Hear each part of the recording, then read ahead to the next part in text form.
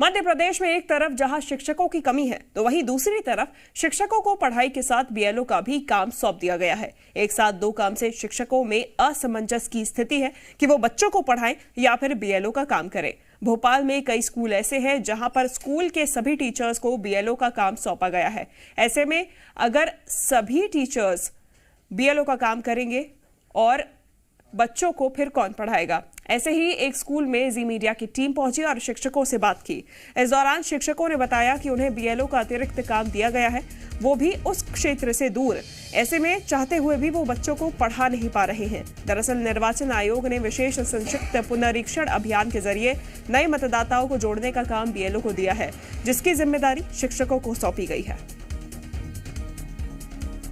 मध्य प्रदेश के सरकारी स्कूलों में बच्चों की पढ़ाई कैसे हो, क्योंकि शिक्षकों को पढ़ाई के साथ साथ बीएलओ का काम भी दे दिया गया है।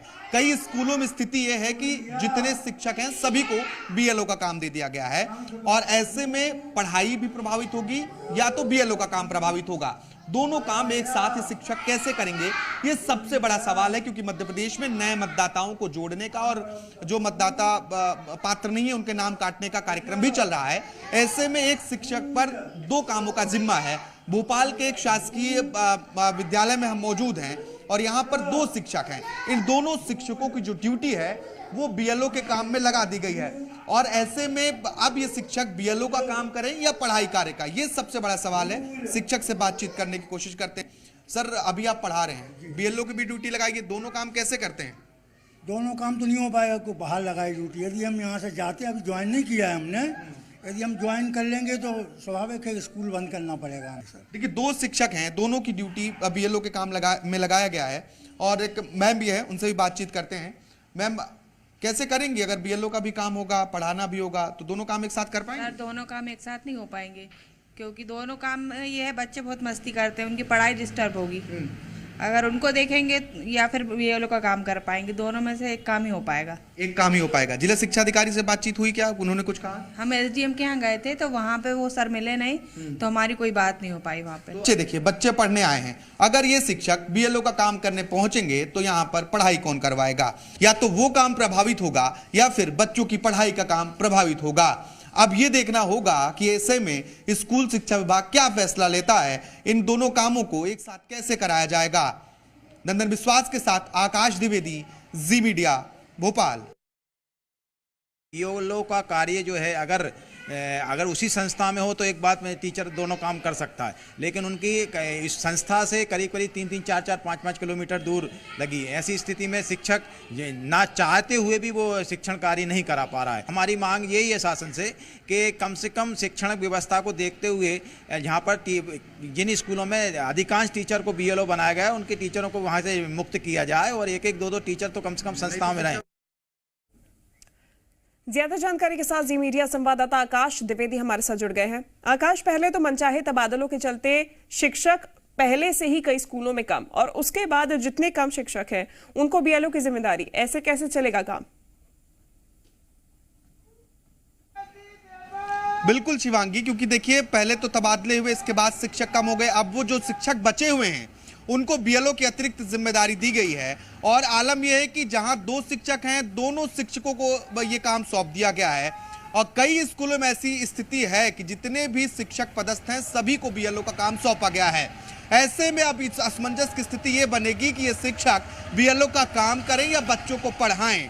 दोनों में से एक काम प्रभावित होना तय है, क्योंकि मध्य प्रदेश में नए मतदाताओं को जोड़ने का अभियान चल रहा है। ऐसे में बीएलओ के ऊपर अहम जिम्मेदारी है कि वो मतदाताओं के घर घर पहुंचे, उन्हें जागरूक करें और यही बीएलओ अध्यापक हैं तो बच्चों को पढ़ाने की भी जिम्मेदारी इन्हीं के ऊपर में है। अब देखिए, शिक्षक ये कह रहे हैं कि अगर वो बीएलओ का काम करेंगे तो उन्हें स्कूल बंद करके जाना पड़ेगा, क्योंकि अगर सभी शिक्षकों को काम पर लगाया गया है तो निश्चित तौर पर ये प्रभावित होना तय है। और ये सिर्फ भोपाल में हालत नहीं है, देखिए कई अलग अलग जिलों में यही स्थिति है कि शिक्षकों की जो बड़ी संख्या है वो बीएलओ के कार्य में उन्हें संलिप्त किया गया है और ऐसे में दो में से एक काम अगर प्रभावित होता है तो दोनों ही महत्वपूर्ण काम है, क्योंकि मतदाताओं को जोड़ना भी बेहद जरूरी है। 2023 में चुनाव होना है, ये कार्यक्रम भी पूरा होना है और ऐसे में स्कूलों में बच्चों की पढ़ाई, शिक्षकों की कमी, ऊपर से अतिरिक्त भार से बच्चों की पढ़ाई प्रभावित होगी तो इसका जिम्मेदार कौन होगा? शिक्षक जब जिम्मेदार अधिकारियों के पास पहुंच रहे हैं तो उनसे बातचीत नहीं हो पा रही है और अब ये शिक्षक असमंजस की स्थिति में है कि आखिर करें तो क्या करें, या बच्चों को पढ़ाएं या फिर मतदाता पुनरीक्षण कार्यक्रम के में हिस्सा लें, बीएलओ का काम करें। और अगर भोपाल की बात करें तो जो शिक्षक संघ है वो बताता है कि करीब 15 स्कूल ऐसे हैं जहां पर सभी शिक्षकों को बीएलओ का काम दे दिया गया। अगर प्रदेश भर की बात करें तो ऐसे सैकड़ों स्कूल हैं जहां पर स्कूल के सभी शिक्षकों को अतिरिक्त भार दिया गया, यानी कि वो पढ़ाएं भी। आकाश, और बड़ी बात तो ये है करें। कि इन स्कूलों में अतिथि शिक्षकों की नियुक्ति के निर्देश आदेश तो दे दिए गए हैं, लेकिन नियुक्ति कब तक होगी ये साफ नहीं किया गया है। ऊपर से दिसंबर आ चुका है, यानी कि छात्रों के सेशन का लगभग अंत। तो ऐसे में पढ़ाई पे ज्यादा असर पड़ेगा और बुरा ही असर पड़ता हुआ दिखाई देगा। बिल्कुल, देखिए अगर सेशन कंप्लीट नहीं होता है, बच्चों की पढ़ाई पूरी नहीं होती है, पाठ्यक्रम कंप्लीट नहीं होता है, तो उसके लिए भी शिक्षक ही जिम्मेदार माने जाएंगे। और अगर शिक्षक ही जिम्मेदार माने जाएंगे तो उनके ऊपर अतिरिक्त भार क्यों, यही सवाल शिक्षक भी उठा रहे हैं।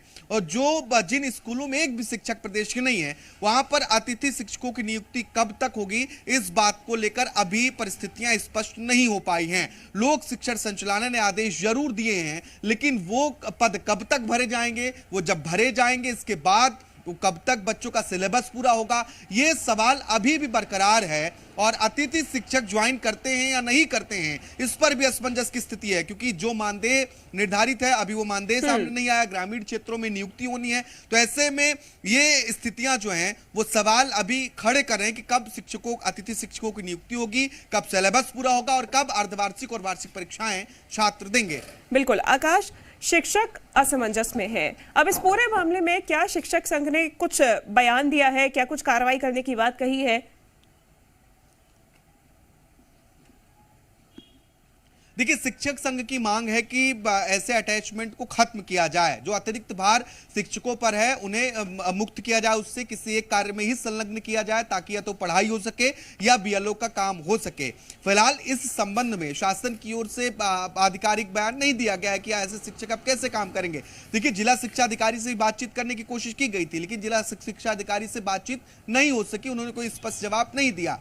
अब ऐसे में ये शिक्षक अधर में है, ये असमंजस की स्थिति बनी हुई है कि आखिर वो बीएलओ का काम करें या पढ़ाने का काम करें, कोई एक काम इसमें प्रभावित होना तय है। ऐसे में वो लगातार अधिकारियों से मुलाकात कर इस बात से मुक्ति पाना चाहते हैं कि किसी एक ही काम में उन्हें संलिप्त किया जाए। बिल्कुल आकाश, धन्यवाद आपका तमाम जानकारी हम तक पहुंचाने के लिए।